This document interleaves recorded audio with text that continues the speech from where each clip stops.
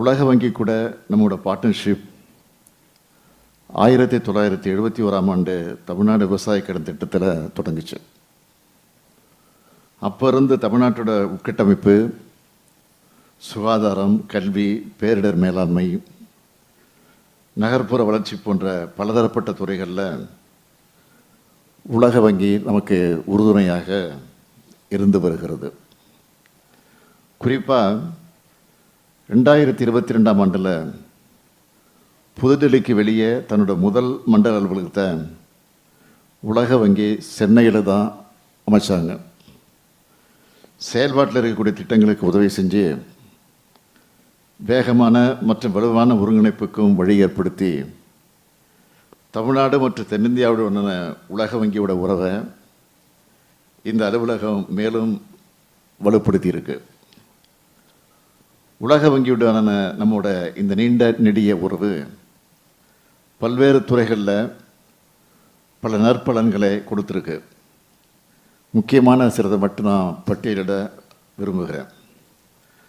1980 மற்றும் 1996 முதல் 2 கட்டங்களில் தமிழ்நாடு ஊட்டச்சத்து திட்டம் மற்றும் 2004 2010 செயல்பாட்டில் இருந்த தமிழ்நாடு சுகாதார அமைப்புகள் திட்டம், இந்த ரெண்டும் மகப்பேறு மற்றும் குழந்தைகள் நலன்களில் முன்னேற்றம் காண சிறந்த முன்னெடுப்பாக அமைஞ்சது.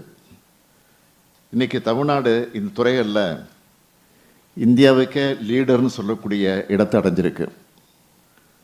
அடுத்து வறுமையை ஒழிச்சு ஊரக மக்களோட வாழ்வாதாரத்தை முன்னேற்றத்திற்கு செயல்படுத்தப்பட்ட வாழ்ந்து காட்டுவோம் என முன்மாதிரி திட்டம் 20 லட்சம் ஏழை குடும்பங்கள் இதனால் முன்னேறி இருக்காங்க.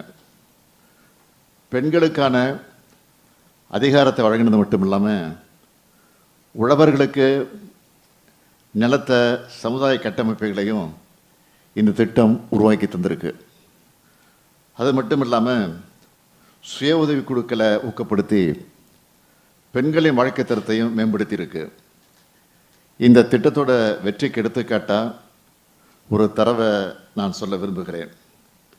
பெண்கள் தலைமையேற்று நடத்தக்கூடிய 8400 நிறுவனங்களுக்கு 2022 2025 பிப்ரவரி வரை 267 கோடி ரூபாய்க்கு இந்த திட்டம் மூலம் கடன்கள் வழங்கப்பட்டிருக்கு. ஊரக பகுதிகளில் 1 லட்சம் பேர் புதிய தொழில்கள் தொடங்கவும் 53,000 புதிய வேலைவாய்ப்புகள் உருவாக்கவும் இந்த திட்டம் சாதனை படைச்சிருக்கு. அதேபோல் பணிபுரியக்கூடிய பெண்களுக்காக தமிழ்நாடு முழுக்க நாம் தொடங்கிவிட்டு வர தொழில் விடுதிகள், தோழி விடுதிகள் திட்டத்திலையும் உலக வங்கியோட பங்கு இருக்குது. கூடிய விரைவில் சென்னையில் தாழ்தர எலக்ட்ரிக் பேருந்துகள் ஓடப்போகுது. அதுக்கான திட்டத்திலையும் உலக வங்கி நமக்காக உதவி இருக்காங்க. 3 கட்டமாக செயல்படுத்தப்பட்ட தமிழ்நாடு நகர்ப்புற மேம்பாட்டு திட்டம் மூலமாக நம்ம மக்களின் தேவைகளை நிறைவேற்றுறதில் பெரும் பங்கு வகிக்கிறது. இதில் உலக வங்கி பெரிய அளவில் உதவி இருக்கிறதோட இந்தியா முழுக்க செயல்படுத்துவதற்கான மாடலாக தமிழ்நாட்டில் இந்த திட்டம் வெற்றி அடைஞ்சிருக்குன்னு பாராட்டியும் இருக்காங்க. தமிழ்நாடு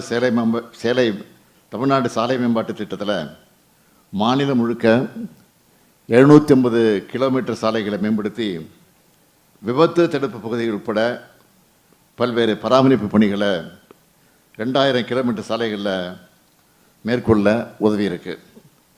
தமிழ்நாடு நீர்வள நிலவள திட்டமானது நீர்ப்பாசனத்துறையோட நவீனமயமாக்கல் முயற்சிகளுக்கு வித்திட்டு இருக்கு. இதனால் வேளாண் துறை மேம்படுத்தப்பட்டு வருது. மிகப்பெரிய கடலோர பரப்பை கொண்டிருக்கக்கூடிய மாநிலமாக தமிழ்நாடு இருக்கிறதால புயல் உள்ளிட்ட பேரிடர்களால் பாதிக்கப்படக்கூடிய சூழல் நிலவுது. அதுக்கு உதவுகிற வகையில் தமிழ்நாடு கடலோர பேரிடர் துயர் தணிப்பு திட்டம் உலக வங்கி உதவியோடு செயல்படுத்தப்பட்டு பேரிடர்களை தாங்கக்கூடிய உட்கட்டமைப்புகளையும் முன்கூட்டி எச்சரிக்கை தரக்கூடிய அமைப்புகளையும் உருவாக்கி இருக்கிறோம். இந்தியாவிலே அதிகமாக நகரமயமாக்க என்ற அந்த எண்ணம், அந்த திட்டம் நடக்கிற மாநிலமாக தமிழ்நாடு இன்றைக்கு இருக்கிறது. 2023ஆம் ஆண்டுக்கான 63 விழுக்காடு தமிழ்நாடு மக்கள் நகர்ப்புறங்களில் தான் வசிக்கிறாங்க. எல்லாருக்கும் எல்லாம் என்ற நம்முடைய கோட்பாட்டின்படி பொருளாதாரத்தில் பின்தங்கி இருக்கக்கூடியவங்களுக்கும் சொந்த வீடுகள் இருக்கணும் என்பது என்னுடைய கனவு. அந்த வகையில் காலநிலை மாற்றத்திற்கேற்ற சுற்றுச்சூழலுக்கு உகந்த குடியிருப்புகளை ஏழை மக்களுக்கு உருவாக்கி தருவதற்காக நமது அரசு நகர்ப்புற வீட்டு வசதி திட்டத்துக்கு டெவலப்மெண்ட் பாலிசி லோன் என்ற வகையில் $190 மில்லியன் உலக வங்கி கடனாக கொடுத்துருக்குறாங்க. மொத்தம் $1.12 பில்லியன் அளவுக்கு உலக வங்கியோட கடனுதவியில் தமிழ்நாடு நகர்ப்புற புதுவாழ்வு திட்டம், ஒன்றிய அரசினுடைய விருதை பெற்ற தமிழ்நாடு நவீன பாசன வேளாண்மை திட்டம், தமிழ்நாடு வீட்டு வசதி மற்றும் உறவிட மேம்பாட்டு திட்டம், மாற்றுத்திறனாளி தொழிலாளர்களுக்கு ஒருங்கிணைப்பு தடையற்ற சூழல் மற்றும் வாய்ப்புகள் வழங்குகிற உரிமைகள் திட்டம், அணைகளை புனரமைத்தல் மற்றும் மேம்படுத்தல் திட்டத்தின் 2வது கட்டம், தமிழ்நாடு காலநிலை நெகிழ்வு நகர்ப்புற வளர்ச்சி திட்டம், சென்னை நகர கூட்டாண்மை நீடித்து நிலைக்கத்தக்க நகர்ப்புற சேவைகள் திட்டத்தின் முதற்கட்டம்னு 7 திட்டங்கள் தமிழ்நாட்டில் நடைமுறையில் இருக்குது. இதெல்லாம் தனிப்பட்ட முன்னெடுப்புகளாக இல்லாமல் பல்வேறு கட்டமாக செயல்படுத்துகிற நீண்ட நெடிய கூட்டாண்மைக்கு இலக்கணமாக இருந்து வருது. வெறும் கடனுதவி இதில் உலக வங்கியோட பங்கை நாம் சுருக்கி பார்க்க முடியாது. அதையும் தாண்டி நீடித்த நிலையான மேம்படத்தக்க வளர்ச்சியை தமிழ்நாடு அடையணும் என்கிற ஆழ்ந்த அக்கறையின் வெளிப்பாடு தான் இது. வருங்காலத்தில் உலக வங்கி உதவியோட $409.79 மில்லியன் மதிப்பிலான முக்கியமான சில திட்டங்களை தமிழ்நாட்டில் செயல்படுத்த போகிறோம். முதலாவதாக விசேஃப் எனும் தமிழ்நாடு மகளிர் வேலைவாய்ப்பு மற்றும் பாதுகாப்பு திட்டம். கடந்த ஆண்டு ஜூன் மாதம் மாண்புமிகு துணை முதலமைச்சர் அவர்களால் இந்த திட்டம் தொடங்கி வைக்கப்பட்டுச்சு. $1 டிரில்லியன் பொருளாதாரத்தை அடையணும்னா அது பெண்களோட பங்களிப்பு இல்லாமல் முடியவே முடியாது. தமிழ்நாட்டு பொருளாதாரத்தின் முதுகெலும்பே பெண்கள் தான். விவசாயம் அல்லாத வளர்ந்து வரும் துறைகளில் பெண் பணியாளர்களோட எண்ணிக்கையை அதிகரிக்கிற நோக்கத்தோடு அடுத்த 5 ஆண்டுகளில் $1185 கோடி மதிப்பீட்டில் உலக வங்கி உதவியோட இந்த திட்டம் செயல்படுத்தப்படுது. 2வதாக தமிழ்நாடு கடல் வளங்கள் மற்றும் நீல பொருளாதாரத்தை நிலையான முறையில் பயன்படுத்துதல் திட்டம். 3வதாக தமிழ்நாடு நகர்ப்புற புதுவாழ்வு திட்டத்தின் 2வது கட்டம். உலக வங்கியோடு சேர்ந்து இப்படி இன்னும் பல திட்டங்களை செயல்படுத்தி தமிழ்நாட்டு மக்களோட தேவைகளை நிறைவேற்ற என்னுடைய அரசு ஆர்வமாக இருக்குது. அதுக்கு நம்முடைய பார்ட்னர்ஷிப் தொடரணும். 9.69 விழுக்காடு பொருளாதார வளர்ச்சியோட இந்தியாவின் வளர்ச்சி இன்ஜின்னா அது தமிழ்நாடு தான் இருக்கும்.